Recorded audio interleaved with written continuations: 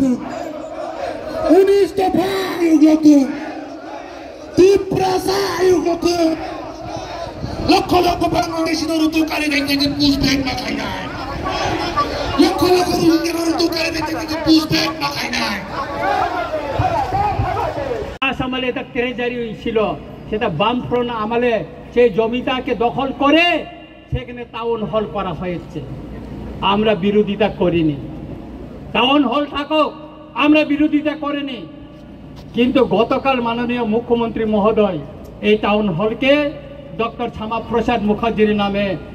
নামকরণ করার জন্য উনি ঘোষণা দিয়েছেন আমি এর তীব্র প্রতিবাদ জানাই কেন কেন আমি প্রতিবাদ জানাই ডক্টর শ্যামাপ্রসাদ মুখার্জির নামে আপনার শহরে আরেকটা বড় টাউন হল করুন আরেকটা বড় টাউন হল করুন আর এই টাউন হলকে টাউন হলে রেখে দিন ত্রিপুরায় বিভিন্ন রাজনৈতিক দল আমাদের ইতিহাস মুছার জন্য এখানে কম্পিটিশন চালাচ্ছে সেই কংগ্রেসের আমলে এই যে বর্তমানে যে আইজিএম এটা বিএম যে হসপিটাল ভিক্টোরিয়া মেমোরিয়াল হসপিটালকে সেটা আইজিএম করা হয়েছে এই যে সুকান্ত একাডেমি এই সুকান্ত একাডেমি কি ছিল এটা দরবার হল ছিল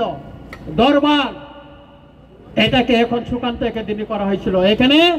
আগে দরবার হল ছিল এইভাবে ত্রিপুরার ইতিহাসকে মুছে দেওয়ার জন্য সেই আস্তবলকে স্বামী বিবেকানন্দ ময়দান ঘোষণা করা হয়েছে এটা আমরা মেনে নিব না আমরা অনুরোধ করব মাননীয় মুখ্যমন্ত্রীকে বিনয়ের সঙ্গে অনুরোধ করব মাননীয় মুখ্যমন্ত্রী মহোদয় আপনি আরেকটা জায়গায় অনেক কোটি টাকায় শীততাপ নিয়ন্ত্রিত একটা ডক্টর শ্যামাপ্রসাদ মুখার্জির নামে আপনি আরেকটা হল করুন টাউন হল করুন তাতে আমাদের কোনো এটা আমাদের কোনো আপত্তি থাকবে না কিন্তু এই টাউন হলকে আপনি ডক্টর শ্যামাপ্রসাদ মুখার্জির নামে নামকরণ করে আপনি বিতর্ক হবেন না কারণ কেউ করেনি আমি ধন্যবাদ দিতে চাই আমাদের প্রাক্তন মুখ্যমন্ত্রী বিপ্লব দেব জিকে তিনি থাকাকালীন আমাদের বরমুরাকে হাতাই কতর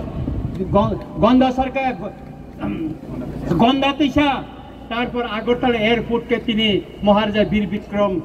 মহারাজার নামে তিনি করে গেছেন সেই জন্য ওনাকে আমি ধন্যবাদ জানাই তাই আমি মাননীয় মুখ্যমন্ত্রীকে অনুরোধ করব বিনয়ের সঙ্গে অনুরোধ করব এই যে টাউন হলকে আপনি যে ডক্টর শ্যামাপ্রসাদ মুখার্জির নামে যে নামকরণের ঘোষণা দিয়েছেন সেটাকে প্রত্যাহার করে নিয়ে অন্য জায়গায় ওনার নামে সসম্মানে ওনার স্ট্যাচু বানিয়ে ওনার জন্য একটা শহরে ভিতরে জায়গা দেখে ওনার নামে করুন তাতে আমাদের কোনো আপত্তি থাকবে না মোচেক সাউইন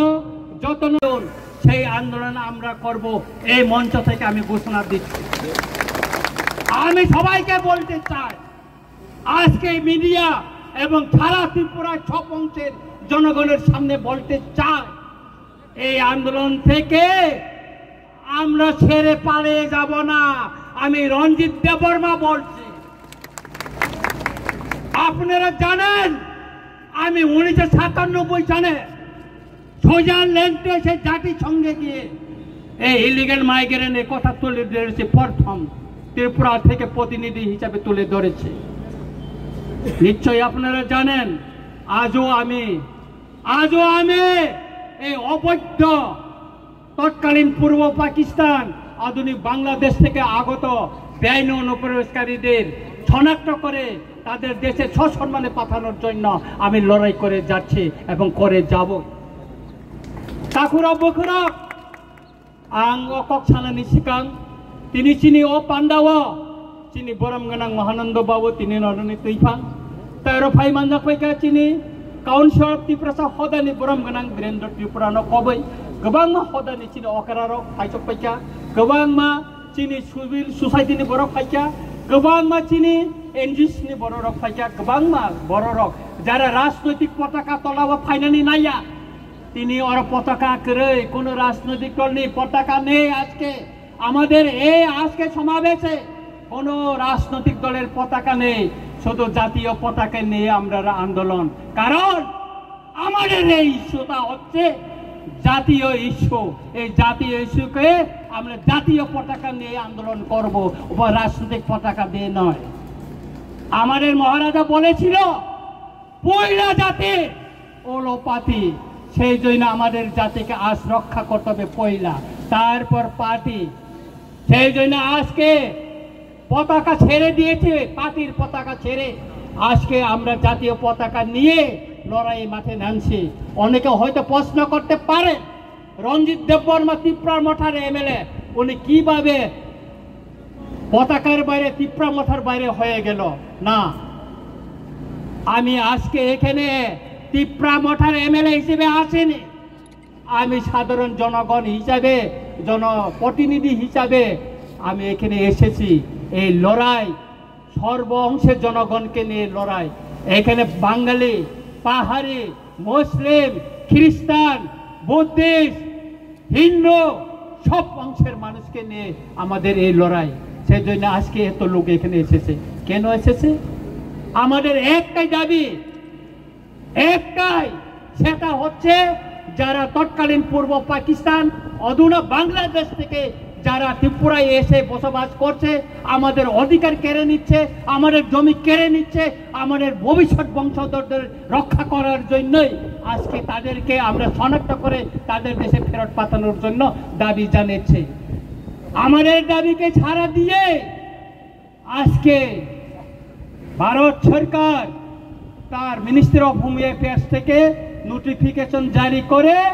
আজকে তাদেরকে শনাক্ত করার জন্য বলা হয়েছে। এই নোটিফিকেশন শুধু 2019 মে 25 না, 1971 সনে 29 নভেম্বর তখনও নোটিফিকেশন জারি করা হয়েছিল, কার্যকরী করেনি। তখন রাজনৈতিক দল আওয়াজ তুলেনি,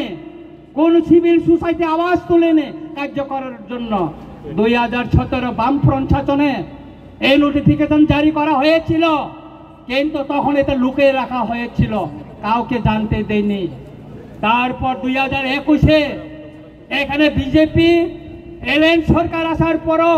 2021-এও নোটিফিকেশন জারি করা হয়েছে মিনিস্টার অফ হোম অ্যাফেয়ার্স থেকে, কিন্তু এটাকে লুকিয়ে রাখা হয়েছে। কিন্তু 2025-19 মে যে নোটিফিকেশনটা জারি করা হয়েছে তার কপি রঞ্জিত দেববর্মার কাছে এসে পৌঁছেছে। কেন? রঞ্জিত দেববর্মা চিঠি লিখেছে মিনিস্টার অফ হোম অ্যাফেয়ার্সকে, সেই জন্য এসেছে, সেই জন্য জনগণ জানতে পেরেছে এবং জনগণকে নিয়ে আমরা মাঠে নেমে পড়েছে। এই আন্দোলন যতদিন পর্যন্ত একজনও যদি ত্রিপুরা রাজ্যে, ভারতবর্ষে যদি অবৈধ অনুপ্রবেশকারী থাকে ততদিন চলবে। কারণ এই বেআইনি অনুপ্রবেশকারী আমাদের দেশের নিরাপত্তা, সার্বভৌমত্বের জন্য বড় একটা হুমকি। আপনারা জানতে পারছেন সে কাশ্মীরে পেহেলগামে অ্যাটাক হওয়ার পর কি অবস্থা ভারতবর্ষে, তারপরে ভারতের স্বরাষ্ট্র মন্ত্রণালয় এই পদক্ষেপ নিয়েছে।